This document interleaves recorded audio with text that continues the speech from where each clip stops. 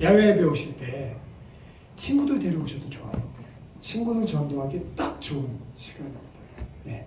그러니까 우리끼리 즐거운 것도 좋지만 여러분 다음 주에는 그냥 친구들 교회 안 다니는 교회 나가기 되게 어려워하는 친구들을 교회 데려올 수 있는 좋은 시간입니다. 마이크 집사님 2명이나 데려온대요. 할렐루야입니다. 네. 자, 저는 오늘 설교 시작하기 전에 한 그림을 좀 보고 시작하려고 합니다. 저 그림은요, 자, 보일까요? 이렇게 하면. 자, 저 그림 제가 만든 거거든요. 잘했죠? 네. 감사합니다. 엎드려서 전화드립니다. Thank you, Peter. 자, 저 뭐냐면 저 아래에 보면 국기가 캐나다, 한국, 미국입니다. 저 아래에 있는 사람들은 다양한 사람들을 말합니다. 다양한 사람들이 파란 줄로 다 연결이 되어 있는데 저 파란 줄은 누가 다스리고 있냐면 맘몬이라고 하는 세상 신이 다스리고 있습니다. 그리고 그걸 캐피탈리즘이라고 그랬는데 자본주의 사회 속에서 살아가고 있다. 물론 공산주의 속에 있는 사람도 있지만 기본적으로 사람들이 행복을 어디서 찾냐면 돈이 있고 집이 있고 차가 있고 넉넉한 여유 자금이 있으면 행복하다고 느낍니다. 반대로 그게 없을 때는 어떻게 느끼죠? 불행하다고 느낍니다. 나는 못 산다고 느끼는 거예요. 그래서 여러분 맘몬이 모든 사람을 다 다스리고 있습니다. 자, 우리가 지난주부터 나누고 있는 말씀은 뭐냐면 어떻게 바울이 감옥 속에서 기뻐할 수 있지? 어떻게 바울이 감옥 속에서 이런 주옥 같은 글들을 쏟아낼 수 있지? 라는 것이 우리의 궁금증인데 그 대답은 뭐냐면 저기에 보면 사람들이 다 이렇게 자기의 일을 막 하고 있지만 막 이렇게 하고 있는 사람들 있죠? 할렐루야 하고 있는 사람들. 그 사람들은 다 보라색 줄에 연결되어 있습니다. 그러니까 이 사람들은 이 땅의 시스템 가운데 살고 있지만 사실은 진짜 누구에게 속해 있냐면 하나님께 속해 있는 거예요. 할렐루야. 그러니까 우리가 이 땅 가운데서 물질이 끊어졌어. 불행해졌어. 내가 감옥에 갇혔어. 그런데도 내가 그것에 매이지 않고 그것을 넘어서고 초월할 수 있는 길들이 어디에서 오냐? 그 능력이 어디에서 오냐? 하나님에게서 오는 것을 믿으시길 바랍니다. 그러니까 이 땅에서 말하는 것처럼 이 땅에서 행복하다고 말하는 것이 나한테 지금 없어. 그것이 내게서 끊어졌어. 소망이 사라졌어. 그런데도 내가 여전히 기뻐할 수 있는 것은 나에게 하나님의 공급하심이 있기 때문입니다. 할렐루야. 저는 저 보라색 길을 예수님이라고 말하고 싶습니다. 왜? 예수님께서 길이다라고 표현했으니까. 하나님께 가는 길이다. 두 번째, 예수님을 통해서 하나님이 공급해 주시기 때문에 그렇습니다. 우리가 빌립보서 4장에 가보면 그리스도 안에서 나의 하나님이 영광 가운데 그 풍성하신 대로 예수 그리스도 안에서 너희 모든 쓸 것을 공급하시리라라고 하나님의 공급을 약속하고 있습니다. 그러니까 이 세상에 하나님을 알지 못하는 사람들은 파란 줄 안에서만 살아갑니다. 그래서 저 파란 줄이 없으면 죽는 줄 알아요. 돈이 끊어지면, 관계가 끊어지면, 자신의 자존감이 무너지면 사람들이 죽는 줄 압니다. 그런데 크리스천들은 보라색 줄이 하나 더 연결이 되어 있어요. 그래서 자기의 것이 끊어져도 하나님의 공급하시는 힘으로 살 수 있는 것을 믿으시길 바랍니다. 그래서 이 시스템은 뭐냐면 킹덤 시스템이에요. 킹덤 시스템은 킹이 도미네이트하는 겁니다. 킹이 명령하면 이루어지는 거예요. 만몬 차원에서 캐피탈리즘에서 자본주의 사회에서 안 되는 것이 하나님이 명령하시고 하나님이 말씀하시면 이루어지는 것이 킹덤인 것을 믿으시길 바랍니다. 여러분 누가 은경 집사님이 풀려날 거라고 생각했어요? 18일 동안 다음 주 금요일 날 비행기 타야 되는 그 비행기 티켓 손에 쥐고 가구 하나도 나팔도 나가고 그 상황에서 누가 이게 이렇게 될 줄 알았어. 근데 하나님이 킹덤, 킹이 도미네이트 하셨어요. 하나님이 명령하시니까 세상 사람들도 풀어줄 수밖에 없는 것이죠. 할렐루야. 어떻게 감옥 속에서도 즐거워할 수 있느냐? 저 그림을 보시고 그래서 제가 주보 뒷면에도 실어놨어요. 그러니까 보시고 여러분이 낙담될 때마다 아 그래 이 세상이 전부가 아니지. 이 세상의 시스템이 전부가 아니지. 이 물질이 하나님의 채널이 있어요. 직장생활로 다 끝났어. 큰일 났네. 아니에요. 하나님이 다른 채널을 여실 줄 믿습니다. 왜? 공급자가 누구기 때문에 하나님이 공급자이기 때문에 채널이 바뀌는 것뿐이지 사장이 내 채널이 아니에요. 내가 지금 일하고 있는 일터가 내 채널이 아닙니다. 하나님이 내 공급자예요.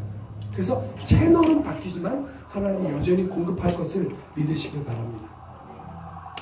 자, 그래서 오늘 1번 감옥에서도 기뻐할 수 있는 이유. 바울이 감옥 속에서도 기뻐할 수 있었던 이유는 그리스도 한 분 때문이었습니다. 바울은 감옥 속에 있지만 내가 감옥에 갇혔다라고 말하지 않았어요. 그는 내가 그리스도 안에 있다라고 표현했어요. 그래서 그리스도 안에 있는 것, 그리스도를 만난 것이 바울에게는 일생을 바꾸는 크나큰 사건이 되어버렸단 말이에요.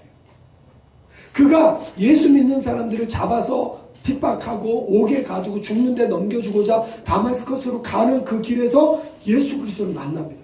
강한 빛이 비추면서 말에서 떨어집니다. 그리고 말하죠. 바울아, 너 왜 나를 핍박하냐? 누구십니까? 네가 핍박하는 예수다. 네가 이 가시체를 뒷발질하기가 너한테 고생이니까 너 다 그러지 마라. 그래서 바울이 그 충격으로 눈이 멀고 아나니아에게 기도받고 눈이 떠지고 3년간을 아라비아에 가서 자기가 팠던 말씀을 다시 파는 거죠. 그리고 보니까 율법 속에 예수 그리스도가 창세기부터 말라기까지 예수 그리스도가 숨겨져 있는 걸 발견한 거예요. 아, 이거였구나. 내가 여태껏 율법의 의로 내가 정결하게 나를 지켜서 착하게 살아간다고 하던 이 모든 게 헛된 것이었구나. 예수 그리스도께서 다 이루셨구나. 그래서 바울은 이 예수님을 전하는 삶을 살게 되는 거예요. 그러니까 이 복음을 전하다가 갇혔어요. 감옥에 갇혔습니다. 그런데 너무나도 놀라운 일은 바울이 갇혔으면 복음 전파가 딱 멈춰져야 되는데 복음 전파가 계속되고 있는 거예요. 누구를 통해서? 자기에게 복음을 들었던 사람들을 통해서. 또 어떤 사람들은 시기심으로 또는 경쟁심으로 복음을 전한다 그랬습니다. 바울이 너무 잘하니까 바울만 저렇게 해. 나도 복음 잘 전하는데. 그래서 바울에 의해서 가려졌던 사람들이 바울이 감옥에 갇혔으니까 이제 내가 제일 잘하는 사람 돼야지 라고 해서 막 하고, 바울은 말이에요 그 일을 이렇게 해서 잘못된 거예요. 근데 내가 전하는 방식으로 하여튼 이렇게 해서 그 사람들도 경쟁적으로 복음을 전했습니다. 바울이 감옥에 가만히 앉아서 생각해 보니까 형제들 중에 다수가 담대함으로 복음을 야 바울도 감옥 갔는데 예수님 전하다 감옥 갔어. 우리도 감옥 어때? 담대하게 복음을 전하고 그 다음에 경쟁적으로 복음을 전하고 더 신기한 건 바울이 갇혀있던 데가 팰러스 가든, 그러니까 왕궁의 이 시저에 대해서 정치적으로 반항하는 사람들이라든지 이 어떤 중요한 사람들을 가두는 그 감옥에 갇혔단 말이에요. 근데 거기서 이슈가 뭐냐면 야, 너 바울이라고 들어봤어? 야, 바울이라는 사람이 감옥에 갇혔는데 그 사람은 죄 때문에 감옥에 갇힌 게 아니래. 그럼 왜 감옥에 갇혔어? 그 사람 예수를 전하다가 감옥에. 예수가 누군데? 야, 예수가 이 이스라엘 사람들한테 메시아라고 전해. 야, 그 사람 병 겁나게 고쳤대. 그 다음에 그 사람 믿으면 다 천국 간대 라고 이야기가 회자되면서 드디어 예수 그리스도가 전해지게 된 것이죠.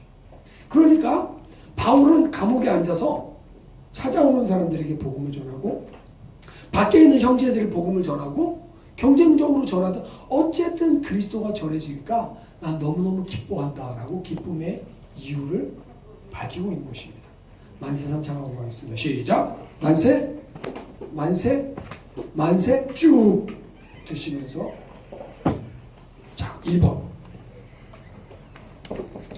자, 그 안에서 바울이 가장 간절히 소망했던 것, 내가 온전히 기대하고 소망하는 그 한 가지는 뭐냐면 내가 그리스도를 부끄러워하지 않는 것이다. 내가 전과 같이 이제도 담대하여 그리스도를 담대히 의지하는 것이다 라고 말하고 있습니다. 전과 같이라는 것은 바울이 주님을 처음 만난 순간, 다메섹 도상에서 주님을 처음 만난 순간, 또 바울이 기도할 때마다 사람들이 막 은혜 받는 그 순간, 바울이 성공하고 바울이 많은 사람을 터치하는 그 순간, 그 순간에도 복음을 부끄러워하지 않고 담대히 복음을 전했습니다. 근데 지금도 전과 같이라는 말은 뭐냐면 지금은 감옥에 갇혀 있어요. 저와 여러분의 상황으로 돌아와 보면 지금은 하나님의 음성이 귀에 안 들려요. 지금은 성령의 임재가 느껴지지 않습니다. 지금은 하나님이 나와 함께 하신 것 같지 않은 시간들을 지날 수 있다는 거죠.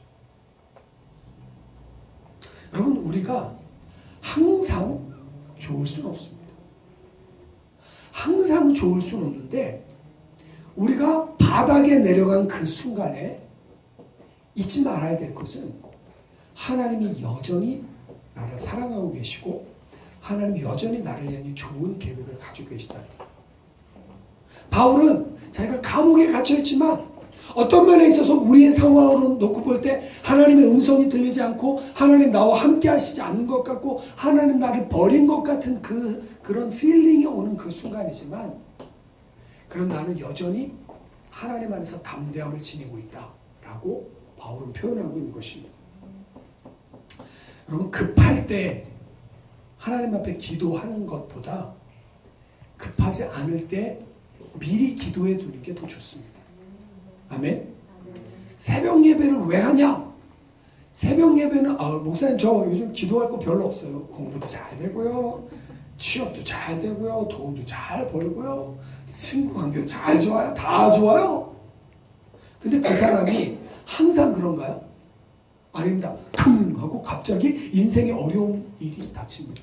그럼 그때 가서 하나님 저 좀 도와주세요. 막 급하게 찾는데 그때 하나님이 안 도와주신다고 사람들이 막 불평해요. 자, 따라합시다. 기도는 평소에 하고 응답은 급할 때 받자. 보험하고 똑같습니다. 보험은 언제 넣어놓습니까? 평소에 넣어놓습니다. 보험이 언제 효력을 발휘합니까? 사고 났을 때, 큰 일을 만났을 때, 그때 큼지막하게 나를 도와주는 거예요. 여러분, 보험 안 들었는데 사고 나보세요? 감당할 수 없습니다. 보험 안 들어놨는데 큰일 벌어져 보세요? 감당할 수 없습니다. 근데 보험을 들어놨어. 평소에 내가 기도한 거. 그러니까 여러분, 믿음은 언제 필요하냐면 따라합시다. 믿음은 하나님이 안 보일 때 제일 필요하다.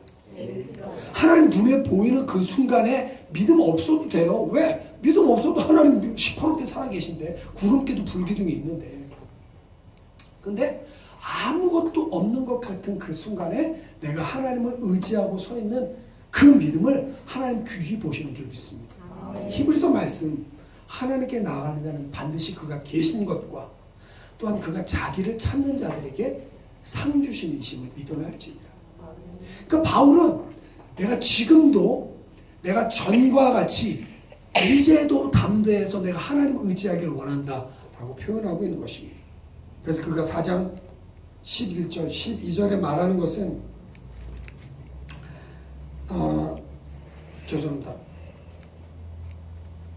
그가 20절, 21절에 말하는 것은 나의 간절한 기대와 소망을 따라 아무 일에든지 부끄러워하지 아니하고 지금도 전과 같이 온전히 담대하여 살든지 죽든지 내 몸에서 그리스도가 존귀하게 되려 하나니 이는 내게 사는 것이 그리스도니 죽는 것도 유익함이라. 사실 오늘 이 고백은 되게 농도가 짙은 고백입니다. 이거는 거의 남자친구, 여자친구로 만나다가 어느 날 농도 짙은 고백을 하죠. 뭐 사랑해, 요 정도 수준 말고 사랑의 수준을 넘어서 나랑 같이 살자 라고 청혼할 때, 반지 가지고 청혼할 때 하는 것만큼 심각성이 있는 고백입니다. 내가 당신을